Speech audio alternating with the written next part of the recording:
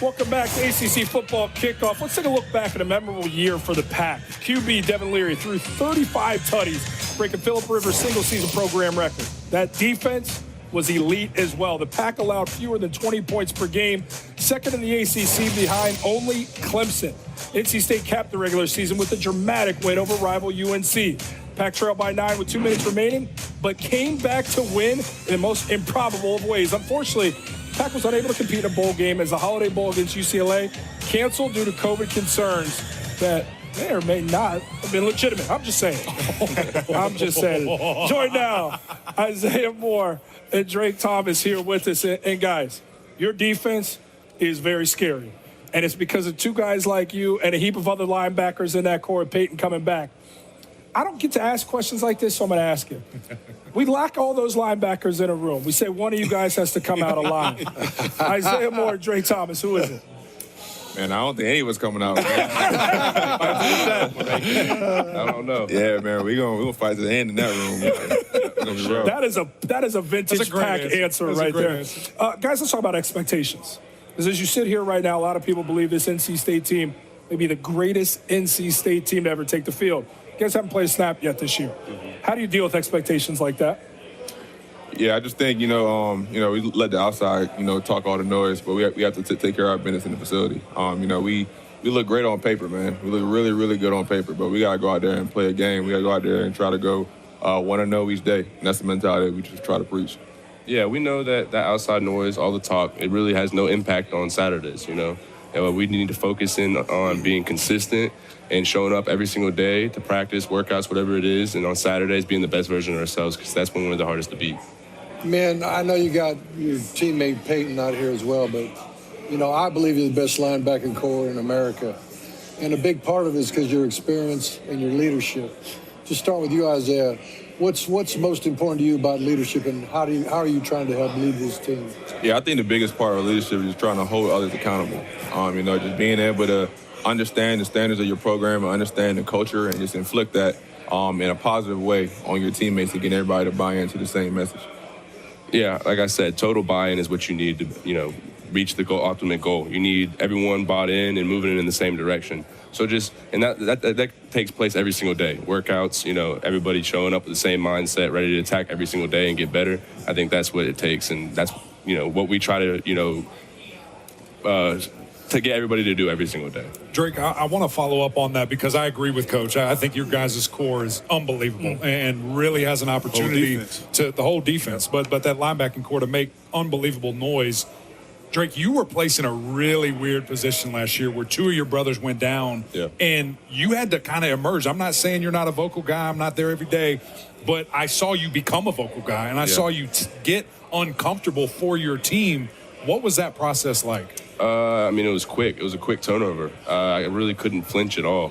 And, I had these guys' support, so that was definitely helpful. They, showed me what it looked like to be a great leader, to be a vocal guy on the field, off the field, whatever it is, be the voice of the defense. And, I think I really took advantage of that. I took advantage of the opportunity, and I think I really tried my best to step up and do the best I could for my team. And, I think it paid off. I think it did too. You're a first-team all-conference guy, so I definitely think that worked out. So, guys, I led by talking about expectation, but for a long time, the program at NC State was about the chip on the shoulder, what people don't believe you guys can do, and that's fueled you guys to overachieve, some would say. Now that you are in that position, I'll start with you, Isaiah, where it's like, we expect the greatness. I know you said you don't pay attention to too much of it, but how does that mindset change? Do you still look to try to find places where people are slighting you guys? Yeah, for sure, because, we haven't won the ACC championship yet. That we didn't accomplish that goal last year. So until we do that, we're all going to have a chip on our shoulder. That's something that hasn't been done at our school for a very, very long time, in football. So that's something we want to do and leave a legacy at NC State.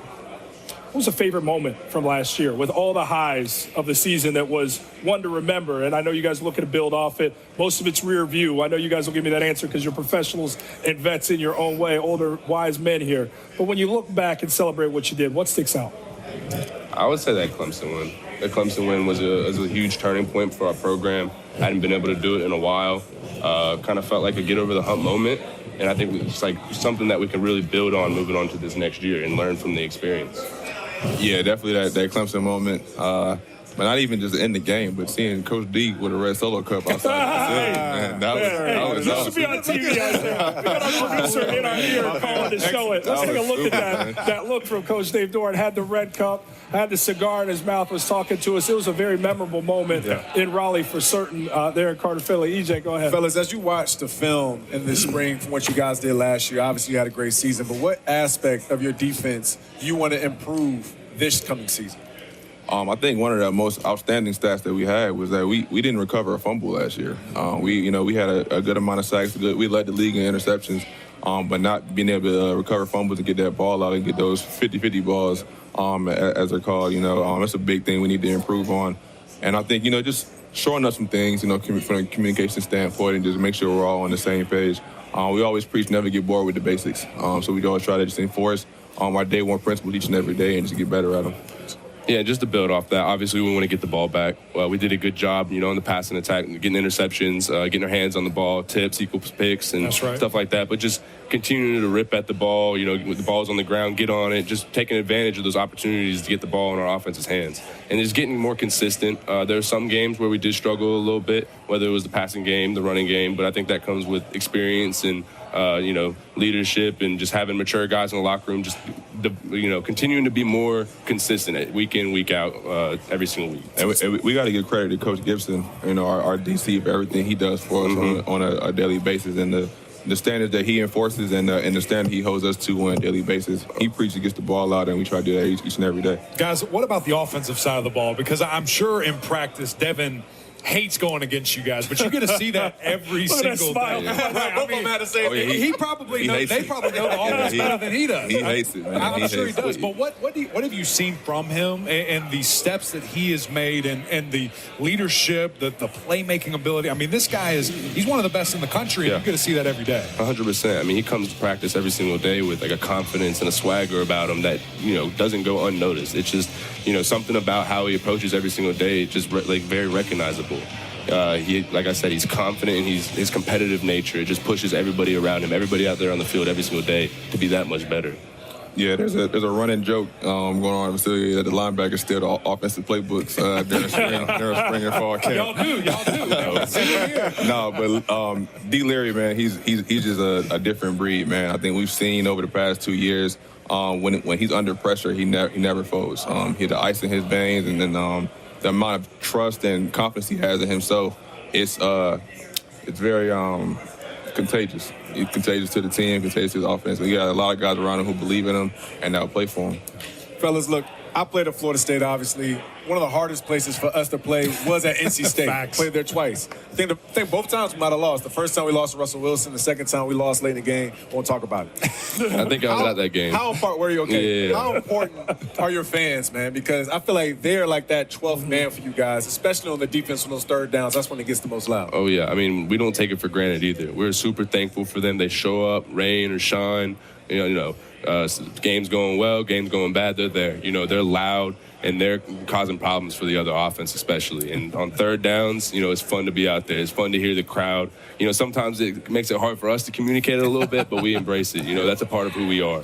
Yeah, I mean, we were undefeated at home last year for a reason, man. And a lot of that is because of our crowd, man. They bring it each and every day, like Drake said, and they're going to let us hear about it. They hold us accountable, too, for sure. I'm going to add Peyton in the question.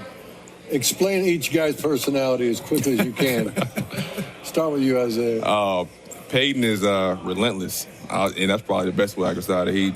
Whatever Peyton sets his mind to, he's going to do it. Like, there's no doubt about it. And then Drake, he's very strategic, I would say. I guess he's the brains of the operation, I would say. He takes his shots, he takes his moments, but he's very strategic in what he does.